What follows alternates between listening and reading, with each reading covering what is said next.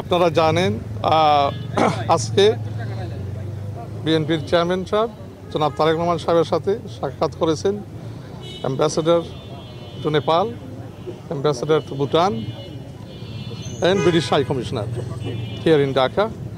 আজকে অত্যন্ত অনেক কর্ডিয়াল পরিবেশে তিন দেশের রাষ্ট্রদূত তাদের সরকারের পক্ষে ওনার সাথে এক্সচেঞ্জ করেছেন ভিউজ এবং ওনার দেশে আসা বাংলাদেশ নিয়ে আগামী ভাবনা, বিএনপি সরকার গঠন করলে ওনার ডেভেলপমেন্ট প্রোগ্রাম নিয়ে বিভিন্ন কর্মসূচি নিয়ে কথাবার্তা এক্সচেঞ্জ হয়েছে অত্যন্ত একটা ভালো কর্ডিয়াল অ্যাটমসফিয়ারে। আপনারা জানেন গতকালকেও গুরুত্বপূর্ণ একটা বৈঠকে উনি ইউএস ট্রেড রিপ্রেজেন্টেটিভের সাথে অ্যাম্বাসেডর জেমিসন গ্রিয়ারের সাথেও উনি বৈঠক করেছেন ভার্চুয়ালি। তো ওনাকে ঘিরে স্বাভাবিকভাবে যেটা আমরা বলছি আগেও যে একটা আন্তর্জাতিক মহলে আগ্রহ আছে 25 তারিখের ঐতিহাসিক রিটার্নের পরে ওনাকে ঘিরে মানে একটা মানে এই আগ্রহের প্রেক্ষাপটেই মানে আপনার you are seeing exchanges between various ambassadors, high commissioners here in Dhaka with the chairman, Tareq Rahman Sahib.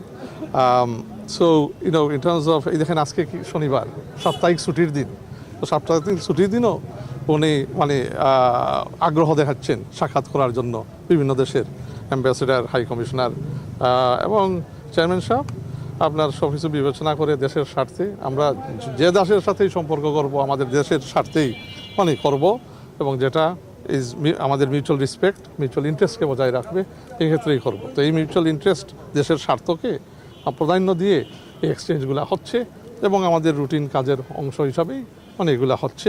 Of course একটা ওভারওয়েলমিং আগ্রহ ওনাকে নিয়ে, যেহেতু ওনারা দেখছে যে তারেক রহমান বাংলাদেশের মানুষের কাছে কী এবং বাংলাদেশের মানুষ তারেক রহমানকে কোন জায়গায় দেখে, তো এইটা তারা উপলব্ধ মানে they can feel and feeling that they are eager to exchange views with him and vice versa.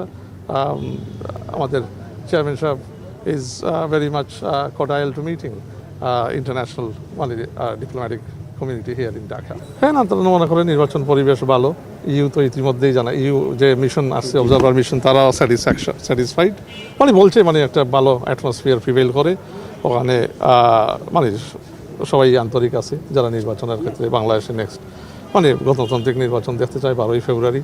আমরা একটা ট্রানজিশন পিরিয়ড, এইটা মানে আমরা গত 15 বছর দেশের একটা স্বৈরশাসককে এখন বাংলাদেশের মানুষ এই স্বৈরশাসককে বিতাড়িত করে এখন এটা ডেমোক্রেটিক ট্রানজিশনের দিকে যাচ্ছে 12ই ফেব্রুয়ারি। তো এই পরিবেশ নিয়ে তারা মানে they are very much they see it is a cordial atmosphere, people are excited about elections. তো সেই হিসাবে আজকেও যারা আসছেন তাদেরও মত কোনো ডিফারেন্ট না। নির্বাচন নিয়ে ওই রকম কোনো স্পেসিফিক আলোচনা হয়নি। এটা হচ্ছে ওনার ভাবনা, ওনার মানে ভিউ পয়েন্ট। উনি দুই দেশের মধ্যে বিভিন্ন দেশের সাথে কীভাবে সম্পর্ক উন্নয়ন করবেন তারও তাদের ভিউজ দিছে, তারও মানে বাংলাদেশের সাথে কীভাবে কাজ করতে চায় ওইগুলো নিয়েই আলাপ হয়েছে। না তাদের দেশের তো মানে বাংলাদেশে গণতন্ত্র প্রতিষ্ঠা করবে বাংলাদেশের মানুষ, স্বৈরাচারকে বিতাড়িত করছে বাংলাদেশের মানুষ, বাংলাদেশের মানুষই প্রতিষ্ঠা করবে। আগামী গণতান্ত্রিক যে সরকার ইলেকশনের মাধ্যমে আসবে বাংলাদেশে সেই এই গণতন্ত্রের দ্বারা অবগত রাখবে। এখানে বারের কোনো কেউ বসাইয়া দিবে না।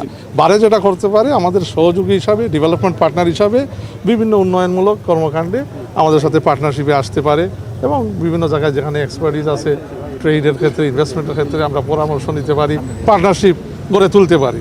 সো এখানে মানে এভরিথিং আমি যেটা বলছি বাংলাদেশের পররাষ্ট্রনীতি আগামীতে নির্ধারিত হবে মানে ইনশাআল্লাহ তারেক রহমান সাহেব বাংলাদেশের মানুষ ওনাকে প্রধানমন্ত্রী ইলেক্ট করলে, বিএনপি গভর্নমেন্ট ফর্ম করলে on the basis of mutual respect and national interest and it will not ever again মানে যেটা 15 বছর আগে আমরা দেখছি betray the people of Bangladesh, it will never do that.